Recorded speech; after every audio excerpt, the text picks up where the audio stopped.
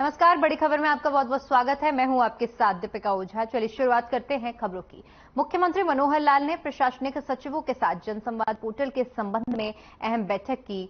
उन्होंने सभी प्रशासनिक सचिवों को निर्देश देते हुए कहा कि जनता फरियादी नहीं बल्कि मालिक है। उनकी शिकायतों और मांगों का तुरंत समाधान होना चाहिए।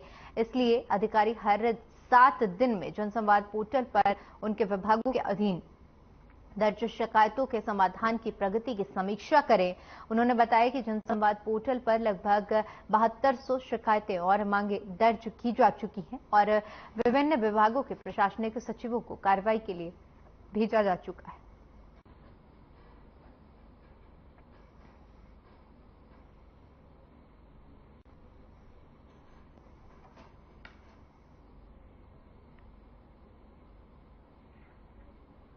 वहीं कांग्रेस नेता राहुल गांधी इन दिनों अमेरिका में हैं और वहां पर उन्होंने एक बयान दिया है कि मुस्लिम लीग पार्टी पूरी तरह से एक धर्मनिरपेक्ष पार्टी है। इसको लेकर हरियाणा के गृह मंत्री ने कहा कि राहुल गांधी तो एक नया इतिहास रचना चाहते हैं, क्योंकि जो पार्टी ही एक नाम से है और उसी का प्रमाण देते हुए विज ने कहा कि राहुल गांधी पर कटाक्ष भी किया और कहा कि ये कुछ अंतर्राष्ट्रीय मुस्लिम नेताओं के प्रभाव में इस तरह के बयान दे रहे हैं। विज ने कहा कि राहुल गांधी को शायद नहीं पता कि हिंदुस्तान आजाद हो चुका है, लेकिन फिर भी अपना दुखड़ा सुनाने विदेश जाते हैं।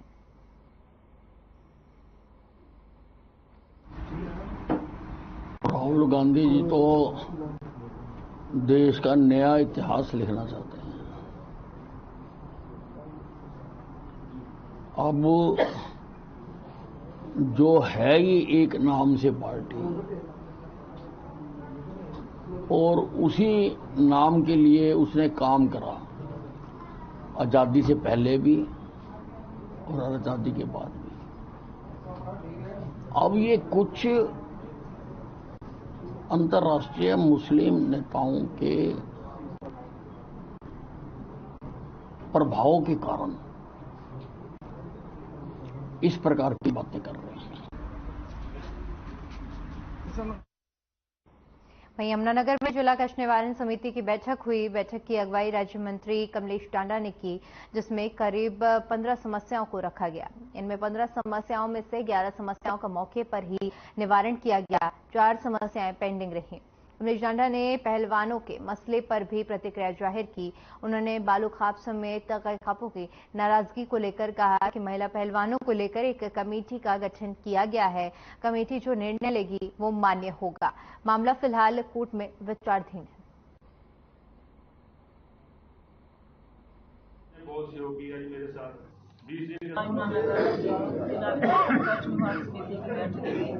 इसमें 15 शिकायतें थी, 11 का मौके पर निपटारा हो गया है और 4 पेंडिंग है और अगली मीटिंग के लिए रखी गई। और इसमें पुलिस विभाग की शिकायतें थी, बिजली विभाग की शिकायतें थी, नगर निगम की शिकायतें थी और पंचायत विभाग की शिकायतें थी। तो इस तरीके से कई विभागों की शिकायतें थी, तो का समाधान। इसमें मैम जो एक मुख्य रूप से शिकायत आई जिसमें अप्रूव्ड अनअप्रूव्ड को लेकर, इस तरह निगम में कई प्रॉपर्टी आईडी इस तरह के भी दिखते हैं, तो उसके लिए क्या करने जा रहे हैं? देखिए, आपके सर्वे के लिए बोल दिया है, इसमें इसका सर्वे होगा। सर्वे में जो भी निकल के आएगा उसको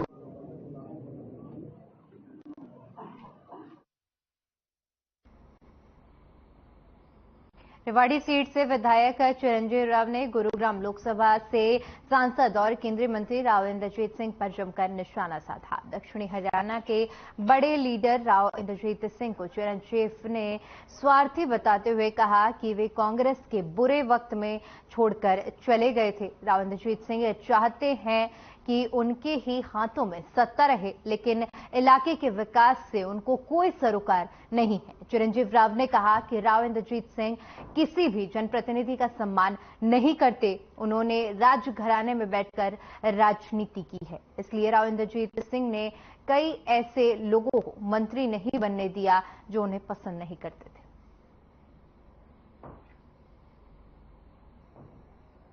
देखिए, मुझे लगता है कि ये तो फैसला हमारी जो पार्टी नेतृत्व है उसको करना है कि कौन पार्टी के अंदर आएगा, कौन मुख्यमंत्री बनेगा। और मुझे लगता है अगर कोई भी पार्टी में आता है और वो पार्टी के लिए काम करना चाहता है तो हमें उस बात से कोई गुरेज नहीं है, वो पार्टी के अंदर आ सकते हैं, पार्टी के लिए काम कर सकते हैं।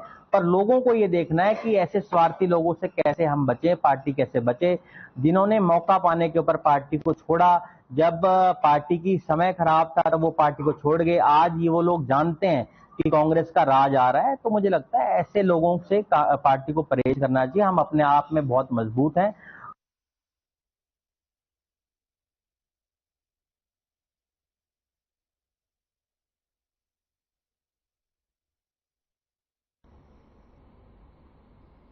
हरियाणा उदय कार्यक्रम के तहत फरीदाबाद के गांव सागरपुर में स्वच्छता अभियान की शुरुआत की गई। इस मौके पर फरीदाबाद के एडीसी अपराजिता और बल्लभगढ़ के एसडीएम त्रिलोकचंद मौके पर मौजूद रहे। एडीसी अपराजिता ने कहा कि हरियाणा उदय अभियान के तहत गांव-गांव में सफाई अभियान चलाया जाएगा। इसके अलावा लोगों को गीला और सूखा कचरा अलग अलग करना और घर से कम कूड़ा निकालने के लिए जागरूक भी किया जाएगा। गांव सागरपुर की पंचायत की तरफ से इस दौरान एडीसी के सामने मांग रखी गई, जिन पर उन्होंने जल्द काम कराने की बात कही। गांव के सरपंच शकुंतला ने कहा कि गांव में अधिकारियों ने पहुंचकर लोगों को साफ सफाई को लेकर जागरूक किया। सरपंच शकुंतला ने बताया कि अधिकारियों के सामने गांव की अन्य समस्याएं भी रखी गईं, जिनमें एक गांव में बैंकेट हॉल बनाने और गांव की फिरनी को पक्का करने की मांग रखी गई। अधिकारियों ने जल्द उनकी मांग को पूरा करने का भी आश्वासन दिया।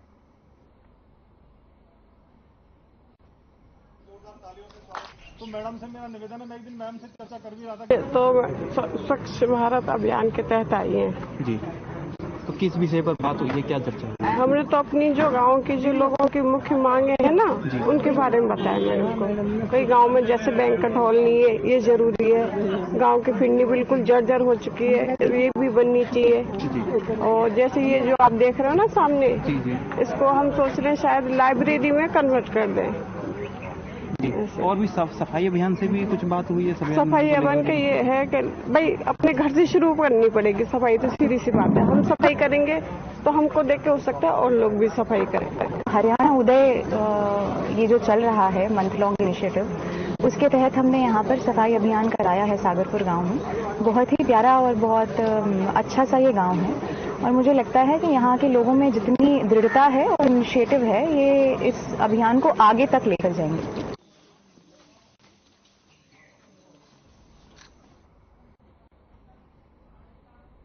कैथल के गांव रसूलपुर में गांव के जोहट की जमीन पर कब्जा करने का मामला सामने आया है। इस बीच शिकायतकर्ता रामपाल ने बताया कि वह काफी लंबे समय से जोहट की जमीन पर किए गए कब्जे को लेकर अर्श से फर्श तक के धक्के खा चुके हैं, लेकिन आज तक प्रशासन के कान पर जूं तक नहीं रेंगी। साथ ही कहा कि वह कई बार सरपंच से भी कह चुके हैं, लेकिन सरपंच ने भी उक्त मामले पर कोई कार्रवाई नहीं की।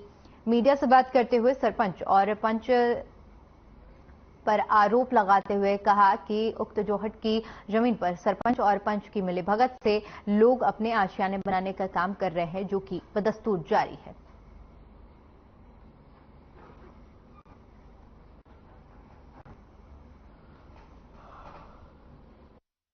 समस्या क्या है जी? जोड़ रखवा पर नजायज कब्जा करने लग रहे हैं जी। 6-7 महीने से मैं बहुत परेशान हो रहा हूँ। कई जगह मैंने एप्लीकेशन भी लगा ली, बीडीओ साहब पे लगा ली, डीसी साहब पे लगाई, राष्ट्रपति मुहिम पर देवेंद्र बबली तक भी मैंने एप्लीकेशन दी और अनिल विज तक भी मैंने एप्लीकेशन दी। और अब पहले तो ये रामू ने कब्जा किया, अब उसका भतीजा का कब्जा करवा रहे हैं। इनकी सभी की मिलीभगत है। इसमें एक सरपंच, पंच और एक जयपाल रिपोर्टर है। वो आज मेंबर पंचायत मेंबर बन रहा है। वो कह रहा है अभी जोड़ पे कब्जे करोगा, कोई खतरा नहीं है, मैं हूँ तुम्हारे ऊपर। और मैंने उसको बताया भाई जोड़ पे कब्जे हो रहे लग रहे हैं, इनको रुकवाओ। तो पंचायत का मेंबर है और उसने मेरे को बोला अभी तुम भी कब्जा कर ले, जब तक मैं हूँ तो क्यों खतरा, कोई खतरा नहीं। सरकार ने तो आदेश कि इसमें 15 दिन में जो भी इसकी निशानदेही करवा कर नाजायज कब्जों के विरुद्ध जो भी कार्रवाई बनती है वो करेंगे। क्योंकि मेरी इस संबंध में बीडीओ से अभी तक कोई बात नहीं हुई है। बात करके कार्रवाई क्यों नहीं हुई उसका एक्सप्लेनेशन कॉल करेंगे और उस पे जो भी नाजायज़ कब्जे हैं, जितने पंचायत की लैंड पे नाजायज़ कब्जे हैं, सारे कुछ मिलवाएंगे। इसमें कोई कोताही नहीं बरती जाएगी कि पंचायत की लैंड पे कोई नाजायज़ कब्जे हैं। तो यदि पंच सरपंच वीडियो रिपोर्ट करता है कि सरपंच और पंचों की मिली भगत है, तो उनके खिलाफ भी कार्रवाई की जाए। पहले इसकी डिमार्केशन निशानदेही करवाएंगे, निशानदेही में जिन जिन के खिलाफ भी कब्जे होंगे तो उनके विरुद्ध कानूनी कार्रवाई होगी। अभी भी सर वो घर पा रहे हैं, कब्जे कर रहे हैं, वो आप काम ऐसा नहीं है, काम चला रहे तो बीडीओ से मैं बात करूंगा, वो मीटिंग में है, और जो भी कार्रवाई बनती है वो कार्रवाई करके हम तुरंत उनके खिलाफ, जिन आदमियों ने कब्जे कर रखे हैं उनके खिलाफ कार्रवाई।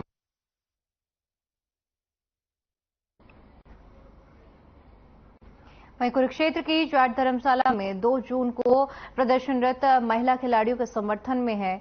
हरियाणा, पंजाब, यूपी से सर्वजात सर्वखाप पंचायत के प्रतिनिधि आकर कड़े फैसले ले सकते हैं। सर्वजात सर्वखाप महिला पंचायत राष्ट्रीय अध्यक्ष संतोष दहिया ने कहा कि अब लड़ाई सड़कों पर नहीं, कानून और सामाजिक तौर पर लड़ी जाएगी। बेटियों का संघर्ष आंदोलन नहीं, जनभावना बनेगा। आगे कहा कि लंबा समय हो गया है, बेटियों का संघर्ष जारी है। उच्चतम न्यायालय के आदेशों से एफआईआर दर्ज हुई है, लेकिन दिल्ली पुलिस ने बृजभूषण सिंह से पूछताछ ही नहीं की, गिरफ्तारी तो दूर की बात है।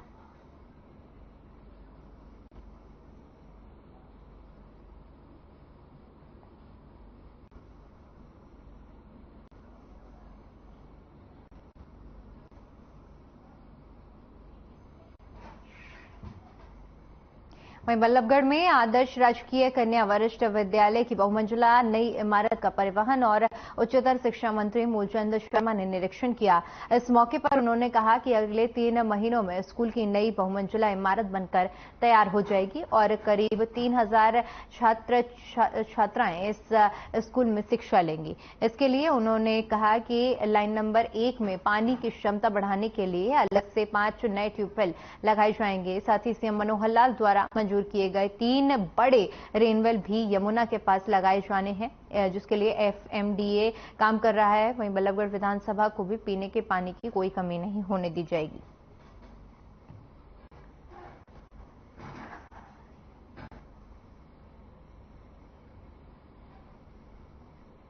स्कूल मुख्यमंत्री की घोषणा के तहत इसकी शुरुआत हुई थी और ये सबसे बड़ा स्कूल है बेटियों का, और बेटियों के स्कूल में जो शुरुआत हुई तो मैं इससे देख रहा है काम कब तक ये कंपटीशन रहेगा, पर मुझे जानकारी मिलेगी 15 अगस्त तक हम यहाँ शिफ्ट करेंगे, जो कन्याओं को यहाँ शिफ्ट करेंगे और जल्दी से जल्दी जो छोटे छोटे बच्चे हैं इन्हें शिफ्ट करेंगे। कितने समय में तैयार हो जाएगा? ये मेरे मानने की समय से पहले जल्दी तैयार होगा। समय की मुझे देरी इस बात की है कि जल्दी जल्दी काम ये हो, और पीछे 60 लाख से अपने शिक्षा सब अभियान से 60 लाख की लागत चाहिए, और उसे देखने के बाद 1.5 साल से काम चालू, आज तक काम पूरा नहीं है, और ऐसे ठेकेदार को ब्लैकलिस्ट किया जाए जिससे उसकी शुरुआत करेगी और उसके खिलाफ उसे ब्लैकलिस्ट करके उसे कोई काम शिक्षा सर्वेक्षण को काम ना दिया जाए, उसका मैं कार्रवाई करूँगा। और मैं मंत्री को लिखूंगा कि इस तरह से पैसे का दुरुपयोग हो रहा है, उस पैसे का कोई लाभ नहीं है। जब कोई काम करने वाला नहीं है, 2 साल से पैसे नहीं लग पाते, तो ऐसे पैसे देने क्या लाभ? हरियाणा हायर एजुकेशन विभाग ने बड़ा फैसला लिया है। इसके तहत प्रदेश के 37 सरकारी कॉलेजों में अंडर ग्रेजुएट, पोस्ट ग्रेजुएट और पीजी डिप्लोमा कोर्स शुरू किए गए हैं। वहीं कई सरकारी कॉलेजों में विषयों की सीटों में भी कटौती की गई है। नए कोर्स शैक्षणिक सत्र 2023-24 से शुरू होंगे। जींद जिले के जुलाना कॉलेज में बीएससी नॉन मेडिकल और बीकॉम की 40 सीटों की कटौती की गई है। वहीं जींद में गवर्नमेंट कॉलेज में बीकॉम की 60 सीटों में कटौती की गई है। झज्जर के बहादुरगढ़ के सरकारी कॉलेज में सायकालीन सत्र में बीए इतिहास और पॉलिटेक्निक साइंस 160 सीटें कटौती की गई हैं। वहीं झज्जर के गवर्नमेंट कॉलेज से बीकॉम की 80 सीटों में कटौती की गई है। सिरसा जिले के एलानाबाद, कालावली और रानिया में बीकॉम की 40 सीटों में कमी होगी। रानिया गवर्नमेंट कॉलेज में बीकॉम नॉन मेडिकल कोर्स की भी 40 सीटों में कटौती की गई है।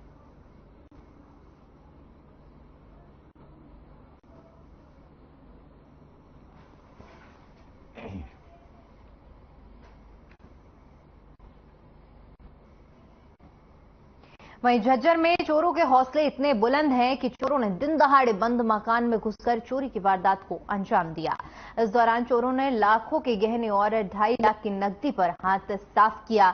सूचना मिलने के बाद पुलिस मौके पर पहुंची, जिसके बाद घटनास्थल का जायजा डीएसपी शमशेर सिंह ने लिया, जिसके बाद मौके पर एफएसएल की टीम भी बुलाई गई। एफएसएल की टीम मौके पर पहुंची, जहां पर प्रमाण जुटाने शुरू कर दिए गए हैं। चोरी से संबंधित मामले की जानकारी जुटाने के लिए आसपास के सीसीटीवी फुटेज को भी खंगाला जा रहा है, लेकिन पुलिस के हाथ अभी तक कोई भी सबूत नहीं लग पाया है जिससे कि चोरी की इस वारदात का पता चल सके।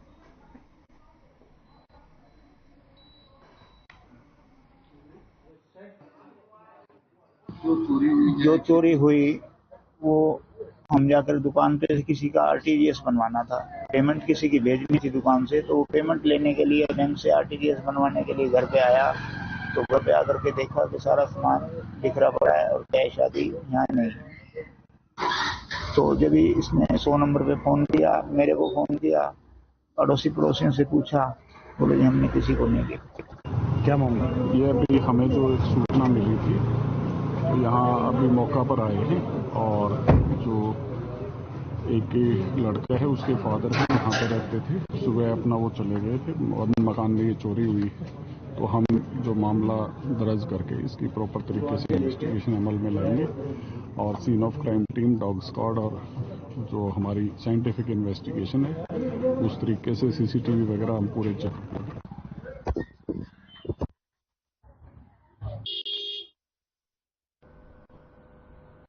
खबर अम्बाला से है, जहां हरियाणा एंटी करप्शन ब्यूरो की टीम ने शिक्षा विभाग के 2 क्लर्क को रिश्वत लेने के आरोप में गिरफ्तार किया है। क्लर्क हरीश कुमार ने एसीबी और ने 55,000 रुपए की रिश्वत पकड़ी है। आरोपियों ने रिटायर्ड प्रिंसिपल से एरिया जारी कराने की एवज में 55,000 रुपए वसूले थे।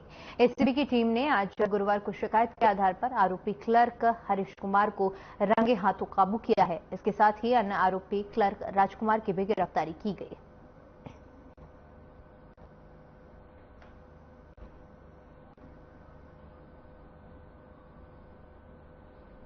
आज हिसार से शिकायत करता है महेंद्र पाल सिंह जी, जो रिटायर प्रिंसिपल है, और शिक्षा विभाग में उसके जो एरियर बनता है, जो उसकी एनुअल इंक्रीमेंट लगती है, उस संबंध में 3-4 साल से चक्कर काट रहा था और शिक्षा विभाग के जो क्लर्क हैं उसको परेशान कर रहे थे, बार बार पैसे मांग रहे थे उससे। और पहले भी 2 महीने पहले 15,000 रुपये दे के चला गया था, फिर भी काम नहीं करते। उन्होंने आज फिर 55,000 रुपये मांगे। तो शिकायतकर्ता हमारे पास आज पहुंचा यहाँ पे, उन्हें एक शिकायत दी लिखित में और रिकॉर्डिंग भी दी उन्हें जो बात कर रखी थी। तो उसके आधार पर हमने टीम गठित करी और आज टीम ने उन दोनों को, जो क्लर्क हैं शिक्षा विभाग में, उनको गिरफ्तार कर दिया।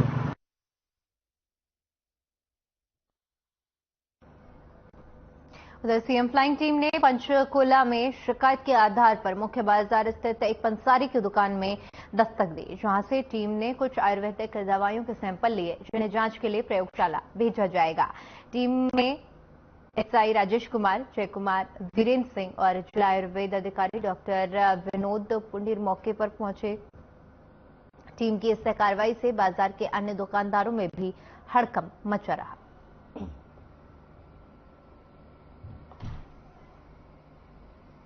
अभी कार्रवाई जो इनके आयुर्वेदिक दवाइयां हैं, इनके सैंपल लिए गए हैं, तो उन सैंपल को हमने सील कर दिया है और सील करके उनको जो गवर्नमेंट लैब है उसमें भेज दिया जाएगा और जैसे ही वहां से जो भी रिपोर्ट प्राप्त होगी उसके आधार पर कार्रवाई की जाएगी। तो लाइसेंस वगैरह की भी चेकिंग की गई? लाइसेंस की चेकिंग की थी। यहाँ पर जो वैद ओम प्रकाश जी हैं, इनका आरएमपी का रजिस्ट्रेशन है जी, जो कि पहले पंजाब और हरियाणा सरकार द्वारा संयुक्त रूप से दिया जाता था। आजकल तो वह लाइसेंस बंद कर दिया गया है।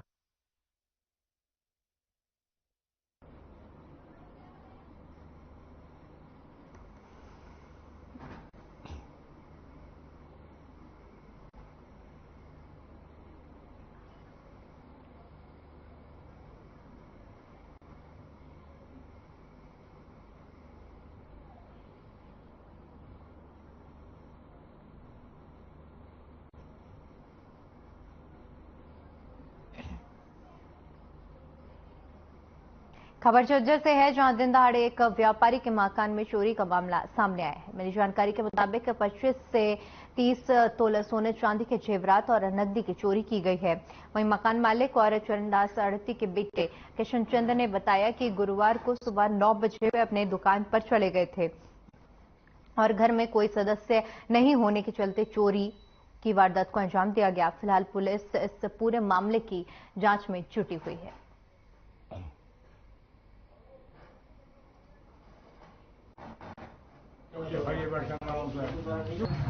हम यहाँ से 9 बजे मैं गया था, 10 बजे मेरा बेटा खाना वगैरह बना के लाया था। हम दोनों ही पिता पुत्र यहाँ रहते हैं। मेरी पत्नी भगवान को प्यारी हो चुकी है और लड़कियों की शादी हो चुकी है, वो अपने घर में मस्त हैं। तो आज जो चोरी हुई वो हम जाकर दुकान पे से किसी का आरटीजीएस बनवाना था, पेमेंट किसी की भेजनी थी दुकान से, तो वो पेमेंट लेने के लिए बैंक से आरटीजीएस बनवाने के लिए घर पे आया। तो घर पे आकर के देखा कि सारा सामान बिखरा पड़ा है और कैश आदि यहाँ नहीं। सीआईए एक प्रभारी सब इंस्पेक्टर रमेश चंद्र की अगुवाई में एएसआई मुकेश कुमार की टीम ने नकदी छीनकर ले जाने के मामले में 6 आरोपियों को गिरफ्तार किया है। डीएसपी ने बताया कि ध्यानचंद द्वारा थाना डांडा में की गई शिकायत अनुसार वह ट्रक ड्राइवर है और ट्रक ड्राइवर का एक व्हाट्सएप ग्रुप बना हुआ है। ग्रुप में 20 से 25 दिन के पहले एक मैसेज आया और गाड़ी खरीदने व बेचने के लिए संपर्क करें। उसने व्हाट्सएप कॉल करके संपर्क किया तो सामने से बात कर रहे व्यक्ति ने अपना नाम राजकुमार बताया। उसकी गाड़ी और बाइक खरीदने को लेकर बातचीत हुई। एसपी ने बताया कि इस सारी वारदात का आरोपी सुशील मास्टरमाइंड है। सभी आरोपी शुक्रवार को न्यायालय में पेश किए जाएंगे और माननीय न्यायालय से आरोपियों का पुलिस रिमांड हासिल किया जाएगा।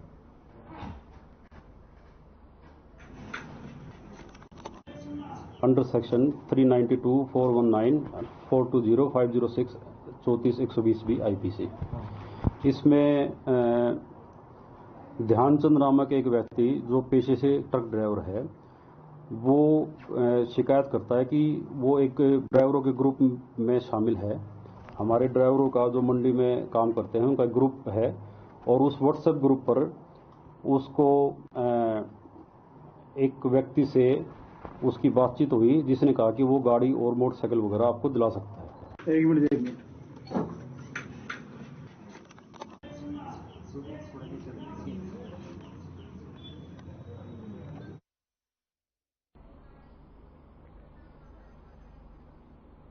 रेवाड़ी के बस अड्डे पर स्टूडेंट हरिद कुमार हत्याकांड से उसके गांव ठोकिया में ग्रामीणों में भारी रोष है। आरोपियों की गिरफ्तारी न होने से गुस्साए ग्रामीण भारी संख्या में एसपी दीपक सहसरान से मिलने जिला सचिवालय पहुंचे। ग्रामीणों ने एसपी को बताया कि गांव में किसी के घर में चूल्हा नहीं जला है। आरोपियों की गिरफ्तारी जल्द होनी चाहिए। वहीं पुलिस सूत्रों के मुताबिक पुलिस ने 2 नाबालिग आरोपियों को हिरासत में लिया है। इस हत्याकांड में कुल 8 आरोपियों के खिलाफ केस दर्ज किया गया है। इनमें से एक धीरज और मच्छर नाम का भी शामिल है, जिस पर पहले से आपराधिक केस दर्ज है। बताया जा रहा है कि हिरासत में लिए गए दोनों नाबालिग आरोपी भी वारदात में शामिल थे, जिनमें अन्य आरोपियों के बारे में पूछताछ की जा रही है। इस हत्याकांड को सुलझाने के लिए सीआईए की टीमें लगी हुई हैं। एक टीम राजस्थान में छापेमारी कर रही है।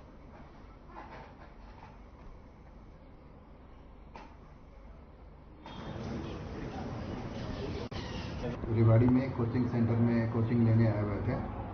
वो अपने दोस्त के साथ बस स्टैंड रेवाड़ी पे जब आ रहे थे तो रास्ते में उनकी 3 लड़कों से कुछ कहासुनी होगी और इस झगड़े में एक